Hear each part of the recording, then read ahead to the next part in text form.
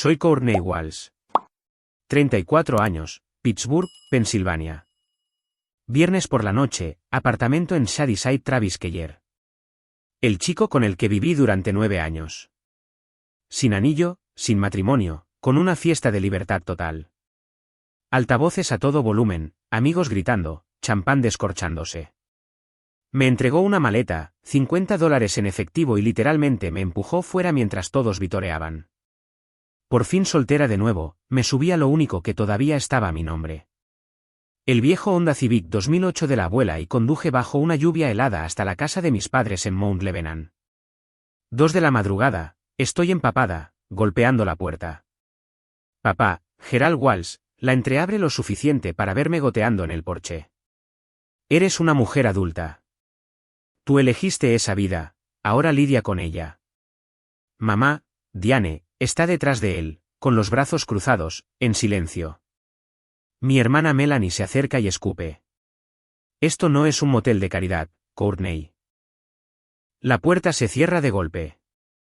El cerrojo suena. Me quedo allí en la nieve, con los dientes castañeteando, rebuscando en el bolsillo de mi abrigo cualquier cosa.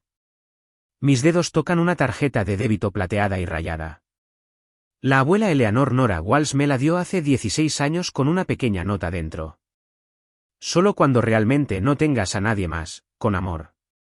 Me reí entre lágrimas congeladas, pensando que quizás quedarían $20 para una habitación barata. A la mañana siguiente, metí esa tarjeta en un cajero automático en la sucursal de Fifth Third en Menite Road.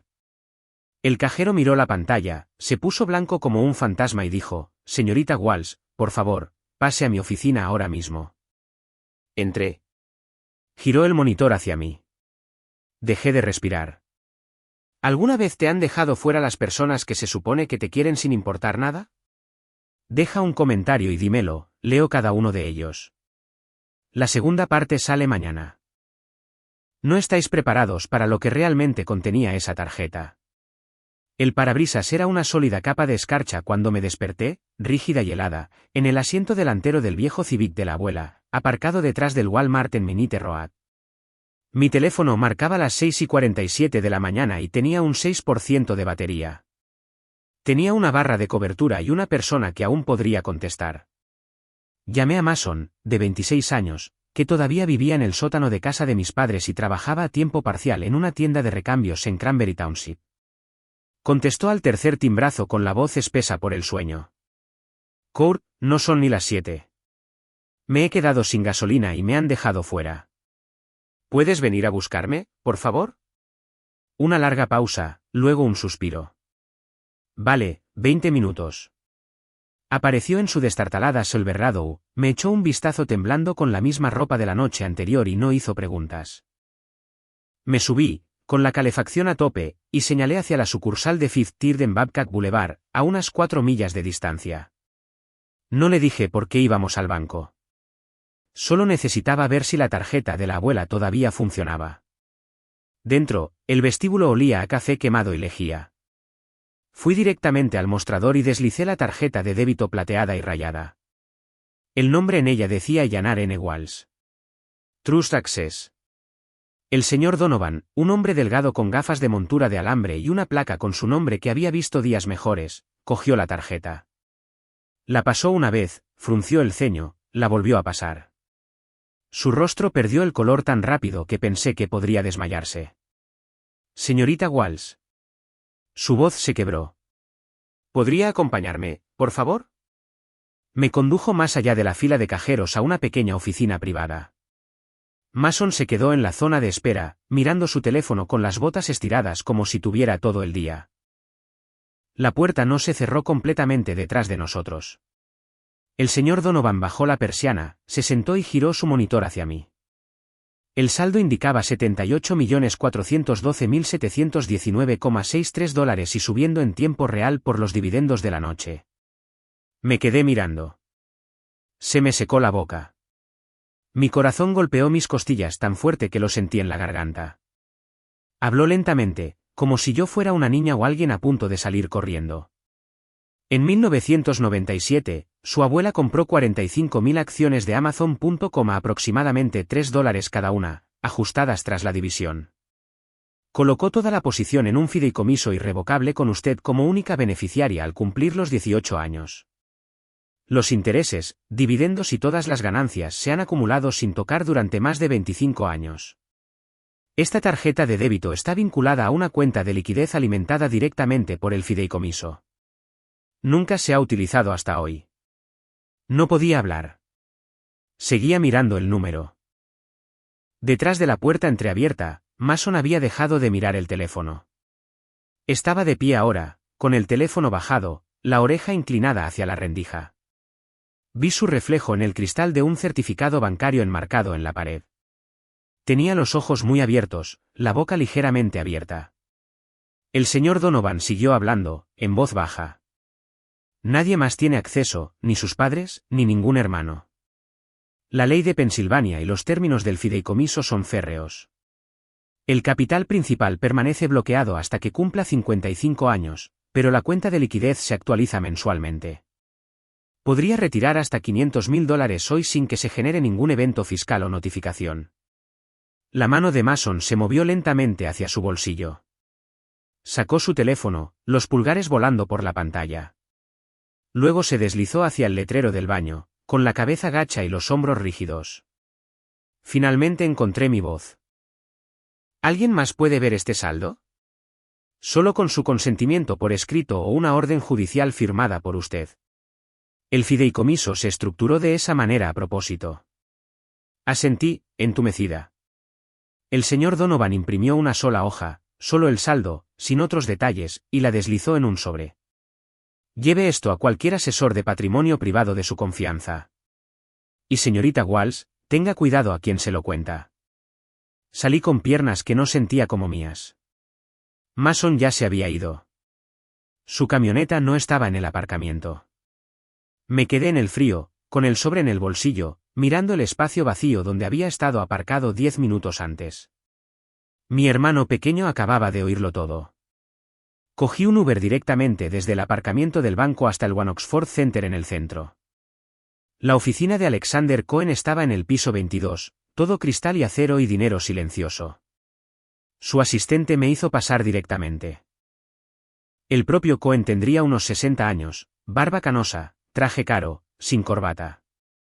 Me estrechó la mano, me indicó la silla de cuero frente a su escritorio y no perdió el tiempo en charlas triviales. Saqué el archivo del fideicomiso en el momento en que Fifth Third marcó el primer intento de retirada en 25 años, dijo, deslizándome una gruesa carpeta. Su abuela era mi cliente. Era hermética, Courtney. Disposiciones irrevocables para pródigos, cláusula de no impugnación, todo. Los tribunales de Pensilvania ya lo han confirmado en 3 ocasiones distintas. Tragué saliva. ¿3 veces? Asintió una vez. Sus padres presentaron peticiones en 2002, 2008 y de nuevo en 2014, alegando que Eleanor carecía de capacidad cuando lo ejecutó. Todos y cada uno de los jueces desestimaron los casos en cuestión de semanas. Los informes médicos del UPMC Shadyside eran abrumadores. Su abuela estuvo lúcida hasta el día de su muerte. Se me revolvió el estómago. Continuó. Después de la última desestimación, su padre intentó otra vía, solicitando la tutela sobre usted, argumentando personalmente que era financieramente inmadura. El juez se rió de él en el tribunal. Miré la carpeta como si pudiera morderme. Cohen se inclinó hacia adelante. En resumen, nadie toca un céntimo sin su firma. Ni sus padres, ni ningún hermano, ni un futuro cónyuge. El fideicomiso lo dice en mayúsculas. Mi teléfono empezó a vibrar sin parar en mi bolsillo. Lo saqué. 27 mensajes perdidos, todos de Mason. Vuelve a casa ahora. Mamá y papá necesitan hablar contigo. Es importante. Por favor. ¿Dónde estás? Miré a Cohen. Levantó una ceja. ¿Todo bien? Creo que mi familia acaba de enterarse. Exhaló por la nariz. Entonces probablemente deberías decidir cuánto quieres que sepan.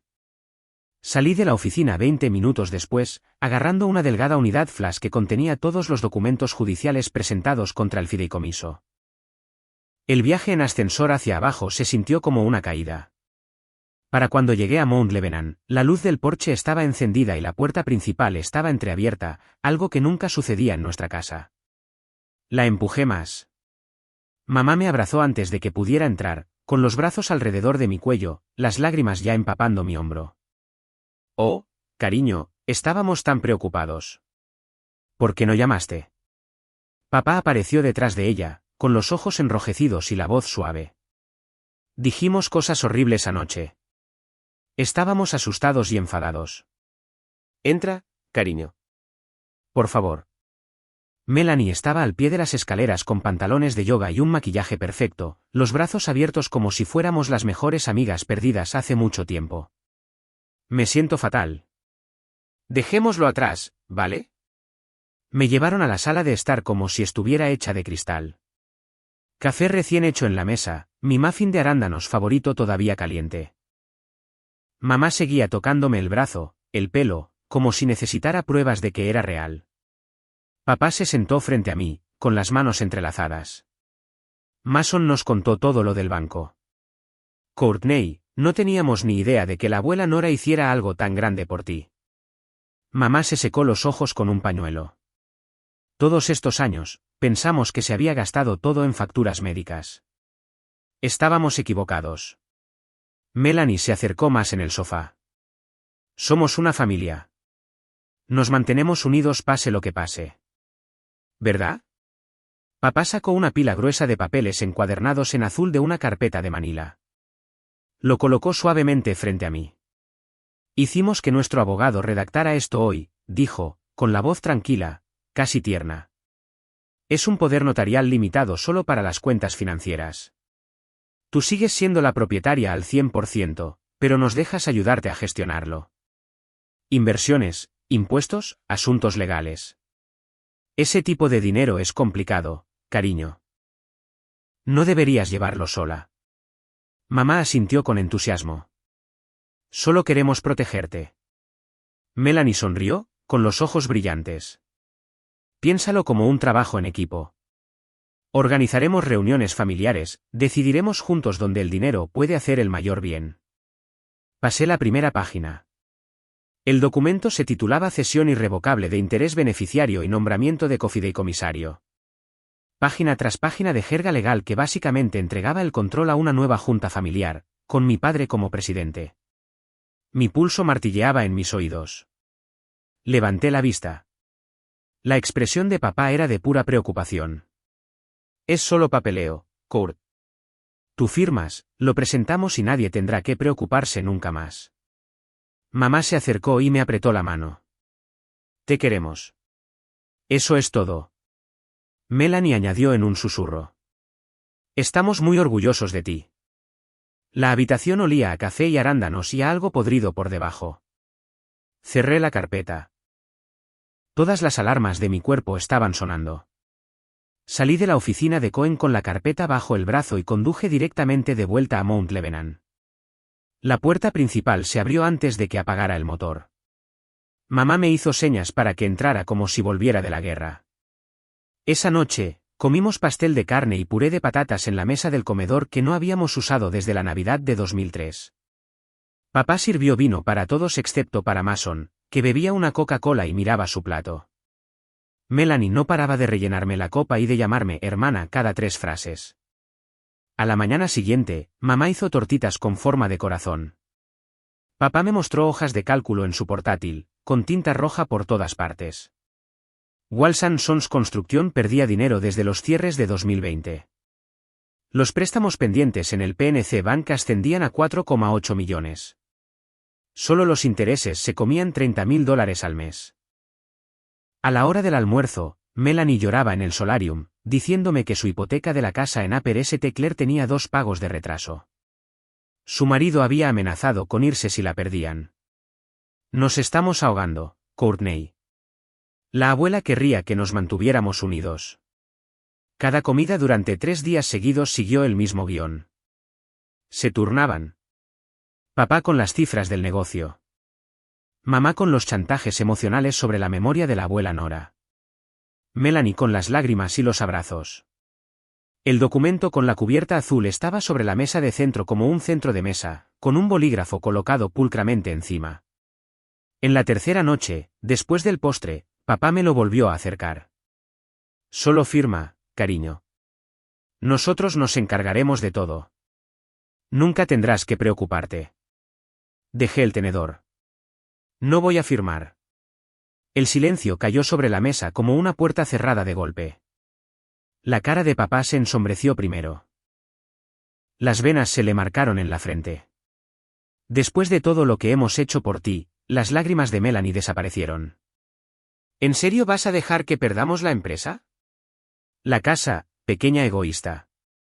Mamá interrumpió, con la voz chillona.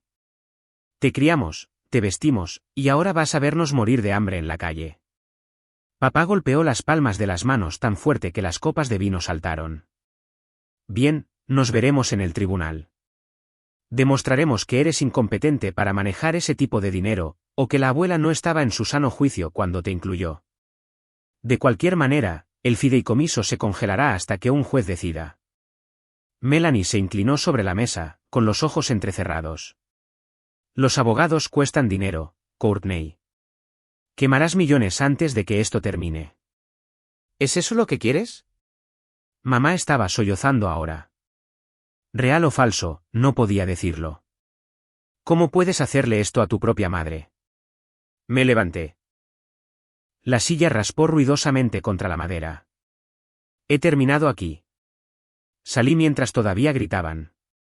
Papá me siguió hasta el porche, gritando que la sangre es más espesa que el dinero, que me arrepentiría de esto cuando estuvieran sin hogar. Melanie gritó desde la puerta que estaba muerta para ella. Me subí al Civic y cerré las puertas. Mi teléfono vibró sin parar durante todo el trayecto hasta el hotel de estancia prolongada en Green Tree Road. Para cuando me registré, Melanie había publicado en el grupo de Facebook de la familia, 312 miembros, primos segundos, viejos vecinos. Todos los mensajes llegaron como una inundación. La tía Linda de Cleveland escuchó que te llegó dinero y no quieres ayudar a tus padres. ¡Qué vergüenza, primo Derek! Desagradecida ni siquiera lo describe. Alguien con quien no había hablado desde el instituto. El karma está llegando, chica. Números desconocidos empezaron a enviar capturas de pantalla de la publicación de Facebook con emojis de risa y las palabras rica perra una y otra vez. Puse el teléfono boca abajo y miré el techo del hotel. 3 días de bombardeo de amor se habían convertido en puro veneno en el segundo en que me negué a entregar el control. Bloqueé todos los números de la familia que reconocí y pedí patatas fritas al servicio de habitaciones que no comí. La guerra había comenzado oficialmente. El sobre de FedEx aterrizó en el escritorio de mi suite de estancia prolongada como un ladrillo.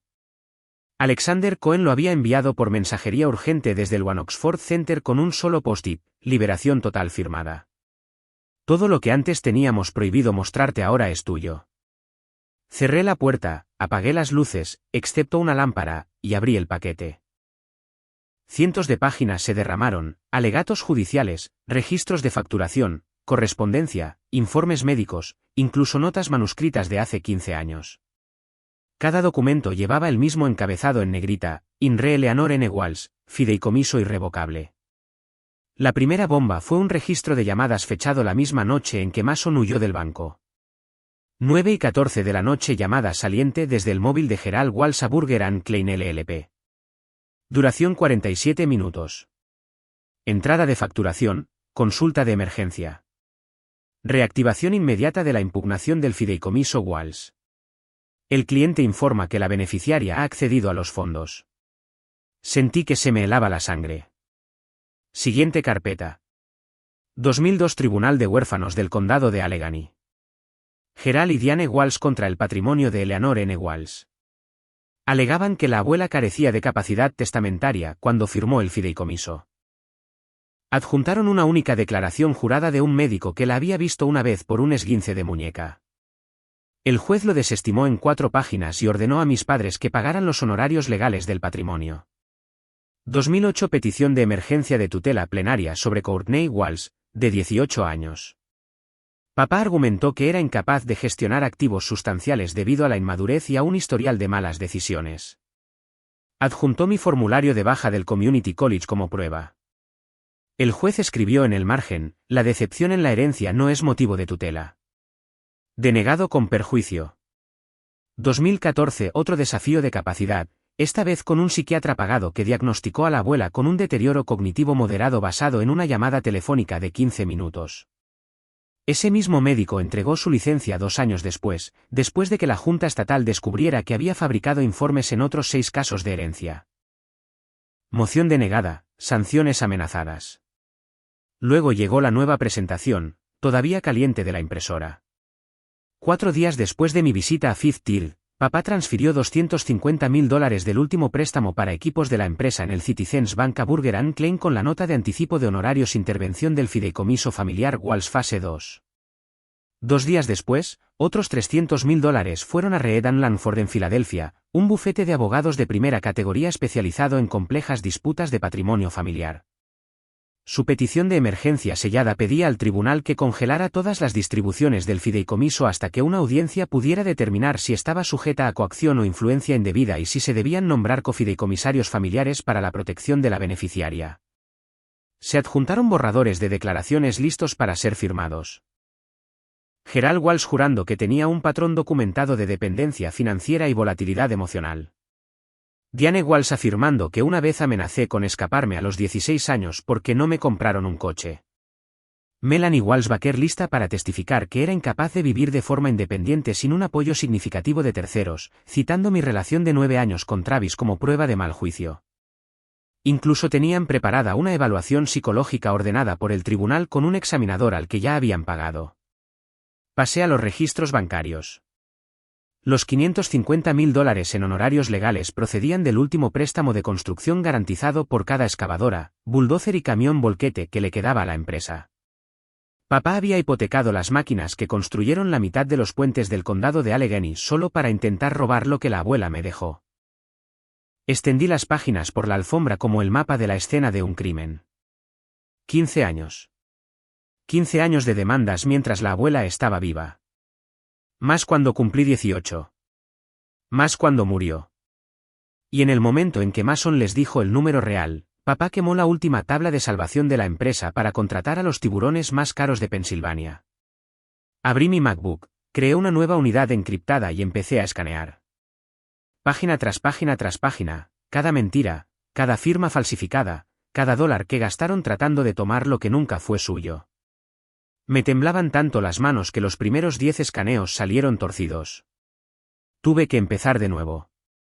Cuando terminé, el reloj marcaba las 4:07 de la madrugada. Me senté en el suelo, rodeada de papel y rabia. Nunca me vieron como una hija, una hermana, una nieta. Me vieron como una caja fuerte que aún no habían logrado abrir. Cerré el portátil. El siguiente paquete que enviara no iría a un bufete de abogados. Iría a gente que lleva cortavientos con letras amarillas en la espalda, y sería anónimo. Nunca dormí más de 3 horas seguidas después de la noche en que terminé de escanear los archivos. Cada escaneo, cada factura resaltada, cada transferencia bancaria vivía detrás de mis ojos cuando los cerraba. Construí el paquete del denunciante como un técnico de bombas construye algo que tiene que estallar exactamente una vez y nunca ser rastreado. Contraté al contable de Cleveland bajo una LLC registrada en Delaware. Le pagué con cheques de caja enviados desde 3 ciudades diferentes. Produjo un informe forense de 180 páginas con apéndices que parecían una tesis de posgrado, empresas fantasma registradas a nombre de primos que nunca habían empuñado un martillo, fraude en órdenes de cambio en trabajos de PennDOT, depósitos en efectivo dentro de las 48 horas de cada pago de progreso falso y una hermosa telaraña que mostraba cómo el dinero sucio volvía limpio a través de arrendamientos de equipos que nunca existieron. Añadí el historial completo de los ataques al fideicomiso, cada petición desestimada, cada amenaza de sanción, cada dólar que papá sangró de la empresa para luchar contra el último deseo de la abuela. Cuando la unidad final fue encriptada con una frase de contraseña de 256 caracteres que memoricé y luego quemé, conduje hasta Southside a las 2:43 de la madrugada, aparqué a 2 manzanas del edificio federal y dejé 2 sobresacolchados idénticos en el buzón azul de East Carson Street. Uno dirigido a la oficina de denunciantes del IRS en DC.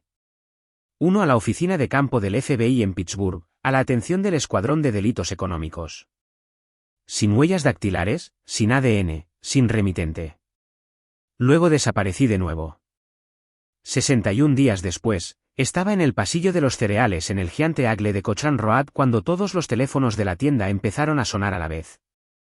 El mío primero, una alerta de noticias de última hora de KDKA. La abrí y casi se me cae la cesta.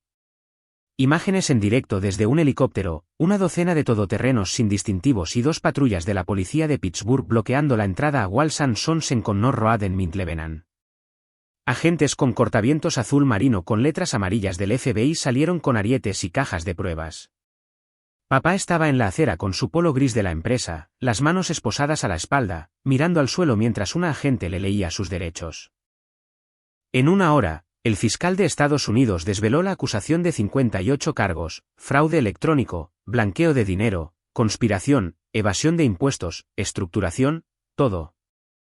Valor estimado del esquema, 12,4 millones en 14 años. Todas las cuentas corporativas fueron congeladas antes del mediodía. Los avisos de confiscación civil llegaron al registro del juzgado a las 12:07 del mediodía. Gravámenes adjuntos a la casa, la cabaña en Cook Forest, los barcos, la multipropiedad en Hilton Head. Incluso la ADESI 2019 de mamá. Esa misma tarde, 2 alguaciles de Estados Unidos pegaron un aviso de embargo en la puerta principal de la casa de Mento Lebanon mientras mamá observaba desde la ventana en bata. El marido de Melanie, Ryan, solicitó el divorcio el lunes siguiente por la mañana a las 8:02 de la mañana. Sé la hora exacta porque la solicitud se publicó en el registro público del condado de Allegheny. Pidió la custodia exclusiva temporal de emergencia, la posesión exclusiva de la casa de Upper St. Clair y una orden de protección que mantuviera a Melanie a 500 pies de distancia hasta nueva audiencia. Motivos: exposición inminente a un proceso penal federal e insolvencia total. Se le notificó 3 horas después en el Red Roofing de enero del 79 mientras los niños estaban en la escuela. Mason envió un mensaje de texto con fecha de las 2:14 de la madrugada la noche de la redada. Tú hiciste esto. Nos mataste a todos. Lo leí 17 veces, con el pulgar sobre la respuesta, luego borré el hilo y bloqueé el número. La historia dominó las noticias locales durante semanas. El Canal 11 emitió imágenes de drones de agentes cargando camiones de plataforma con retroexcavadoras y excavadoras. El Post-Gazette puso la foto policial de papá en primera plana, desde los rascacielos de Steel City hasta la acusación federal. Los vecinos que una vez pidieron herramientas prestadas ahora cruzaban la calle cuando mamá paseaba al perro. El club de campo envió una carta certificada rescindiendo la membresía por conducta perjudicial para la reputación del club. Club de jardinería, club de lectura, auxiliar de la iglesia, todos los grupos a los que mamá había pertenecido desde 1988 la eliminaron silenciosamente de las listas. Papá pagó la fianza de $2 millones utilizando la última parcela sin desarrollar que la empresa poseía junto a la Ruta 8 en el condado de Butler. El juez permitió el arresto domiciliario con un monitor de tobillo GPS, pero la casa ya estaba programada para la venta judicial en 90 días. Melanie se mudó a un apartamento tipo estudio encima de un bar de mala muerte en Toac Avenue en Dormont. Durante una semana, publicó TikToks llenos de lágrimas culpando a un hermano celoso y al dinero sucio, luego eliminó toda su presencia en línea cuando extraños comenzaron a aparecer fuera del bar gritando fraude. Mason tiró sus herramientas en la caja de su Silverado y condujo hacia el este por la enero del 76 al amanecer. Un amigo en común del instituto me dijo que estaba durmiendo en un colchón de aire en la casa adosada de un amigo en Fistone, haciendo turnos de noche en un almacén de Amazon cerca del aeropuerto. La familia que una vez llenó una casa colonial de 6 dormitorios ahora ocupaba rincones separados del condado de Allegheny como refugiados. Observé desde la ventana del segundo piso de una casa adosada renovada en Lawrenceville que compré a través de un fideicomiso ciego. Pagué todo en efectivo, usé un teléfono prepago registrado a nombre de la LLC y nunca aparqué en el mismo sitio 2 veces. No lloré. No celebré. Simplemente sentí que el silencio se asentaba, pesado y final. Habían pasado toda mi vida tratando de tomar lo que la abuela protegió con su último aliento. Ahora el gobierno se llevaba todo lo que les quedaba, y yo finalmente era verdaderamente libre. La audiencia de sentencia tuvo lugar en la Sala 8B del Tribunal Federal Joseph F. Weiss Jr., en el centro de la ciudad en una mañana gris de febrero. Me senté en la última fila, con el pelo teñido de oscuro, usando gafas que no necesitaba. El cuello del abrigo subido. Nadie me reconoció. Papá entró con un traje azul marino que le quedaba holgado, ahora con las manos esposadas al frente, flanqueado por 2 alguaciles. Había perdido 30 libras desde la redada. Cuando el juez le preguntó si deseaba hablar, solo negó con la cabeza. El fiscal recitó el recuento final. 12,4 millones blanqueados, 4,1 millones en pérdidas fiscales, 58 cargos. El juez miró por encima de sus gafas y dictó la sentencia: 96 meses en una prisión federal que se cumplirán en FC y Loreto, seguidos de 3 años de libertad supervisada, una restitución de $9,88 millones y la confiscación de todos los activos restantes. El mazo cayó. Papá nunca miró hacia atrás a la galería. Los papeles de liquidación del capítulo 7 para Walsan Sons Construction se presentaron la misma semana. El síndico de la quiebra subastó todo, las últimas 3 excavadoras, los muebles de oficina, incluso las fotos enmarcadas de los puentes que papá solía colgar en el vestíbulo. La casa de Mentlevenan se vendió en subasta judicial por una miseria a un inversor que la revendió 6 meses después. Mamá y Melanie terminaron en un apartamento de una habitación en Monolly Manor Apartments junto a la Ruta 22 en Monroeville, a 20 minutos al este de la ciudad. El complejo se encontraba detrás de un Sears y un Dollar Tree, con las ventanas orientadas a la autopista de peaje. Mamá se quedó con el dormitorio. Melanie dormía en un sofá-cama que olía a cigarrillos viejos. Durante meses, Melanie alternó números de teléfono desechables. Primero llegaron los mensajes de texto suplicantes. Courtney, por favor, el abogado de la apelación necesita otros 15.000 de anticipo. Soy tu hermana. La sangre no deja de ser sangre. Luego el tono cambió. Arderás en el infierno por esto. Le voy a decir a todos los reporteros que pagaste a los federales para destruirnos. Sé dónde vives. Bloqueé cada nuevo número en el momento en que apareció. El último llegó de un código de área 412 a las 3:07 de la madrugada. Un solo memo de voz de ella llorando, llamándome todos los nombres que se le ocurrieron antes de que el mensaje se cortara a los 60 segundos. Mason se mudó permanentemente a Filadelfia. Consiguió un trabajo gestionando el inventario de un distribuidor de suministros médicos en el noreste de Filadelfia y alquiló un estudio cerca de Frankfurt y Codman. La única vez que nos comunicamos fue cuando necesitó mi firma en algún antiguo documento fiscal conjunto que el IRS todavía quería. Sus correos electrónicos tenían 3 líneas: sin saludo, sin despedida. Nunca mencionó a papá, mamá, Melanie o el dinero. Mantuve mi casa adosada en Lawrenceville, pero también compré una segunda propiedad bajo una LLC diferente, un tranquilo dúplex de ladrillo en Bloomfield, donde nadie hacía preguntas. Pagué en efectivo. Aparqué en el callejón y aprendí a vivir sin dejar rastro. Mamá lo intentó una vez. Una carta escrita a mano enviada a través de la oficina de Cohen. 8 páginas de versículos bíblicos y frases subrayadas sobre el perdón y la familia. ¿Y qué pensaría la abuela Nora? La leí una vez, la doblé en un cuadrado y la dejé caer en la chimenea. El registro de visitantes de la prisión de FCI Loreto permaneció mayormente vacío. Papá recibió correo de algunos viejos proveedores y de un amigo del instituto que todavía creía que le habían tendido una trampa. Mamá lo visitaba 2 veces al mes, conduciendo las 2 horas y media de ida y vuelta en un Corolla de 2009 que compró en Craigslist. Melanie nunca fue, le dijo al Pittsburgh Tribune Review en una cita anónima que algunas hijas destruyen a sus padres por deporte. Leí el artículo en mi teléfono mientras tomaba café en mi porche trasero. No sentí nada. 11 meses después del mazo, las apelaciones se agotaron. Los activos se habían ido. Y las personas que una vez llenaron una casa de 6 dormitorios con ruido ahora vivían en silencios separados que ellos mismos habían construido. Todavía tenía el fideicomiso. Todavía tenía la tarjeta de la abuela en mi cartera. Todavía tenía una vida que nunca volverían a tocar. La historia había terminado para ellos. Para mí, solo acababa de empezar. La nieve empezó a caer en el momento en que salí del Uber en la entrada del cementerio de Allegheny. El mismo tipo de copos húmedos y pesados que me habían empapado la noche en que cerraron la puerta. 18 meses después, caminé sola por el sendero familiar, con las botas crujiendo sobre la capa fresca hasta que llegué a la sencilla lápida de granito. Eleanor Nora Walsh, 1938 a 2018. Amada abuela. Me arrodillé, quité la nieve de la base y dejé un pequeño ramo de rosas blancas. El viento me mordía las mejillas, pero ya no sentía frío. La abuela lo había visto venir todo.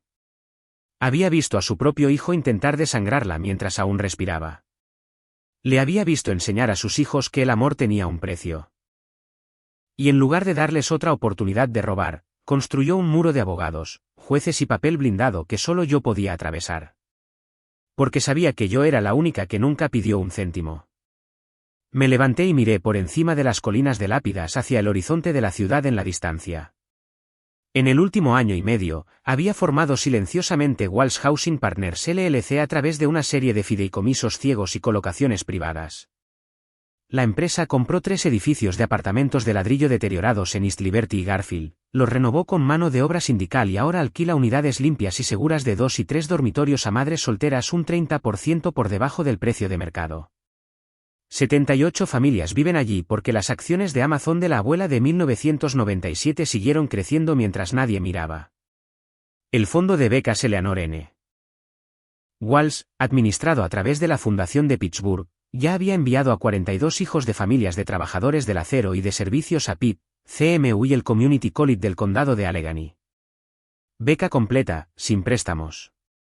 Cada beneficiario recibió una carta escrita a mano en el mismo papel de carta que solía usar la abuela.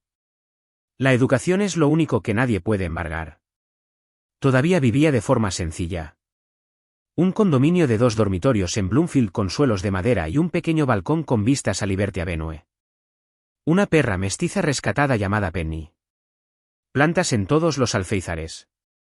Cocinaba la cena la mayoría de las noches, leía libros de verdad y dormía sin pesadillas por primera vez en años. Ya no tenía un padre cumpliendo 8 años de calendario en Loreto. Ya no tenía una madre compartiendo un apartamento de una habitación en Monroeville. Ya no tenía una hermana que cambiaba de números de teléfono desechables como de ropa interior.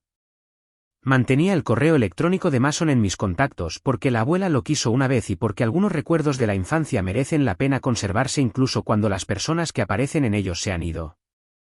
Habíamos intercambiado exactamente 27 mensajes de trabajo en 18 meses. Ni una palabra personal. Eso estaba bien. La libertad no es ruidosa.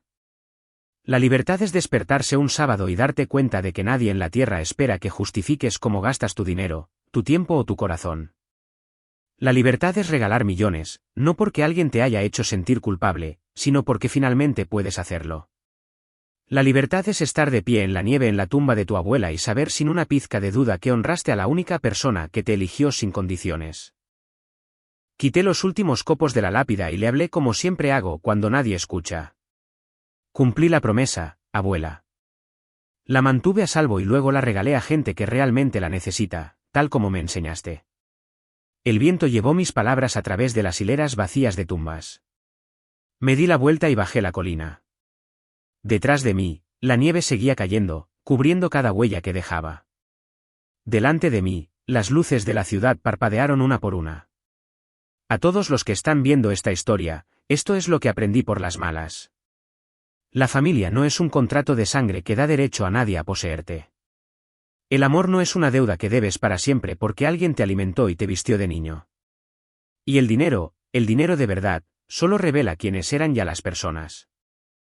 Si las personas que se supone que te aman incondicionalmente te cierran la puerta cuando no tienes nada, créeles a la primera, corta la cuerda, vete, construye la vida que dijeron que no merecías.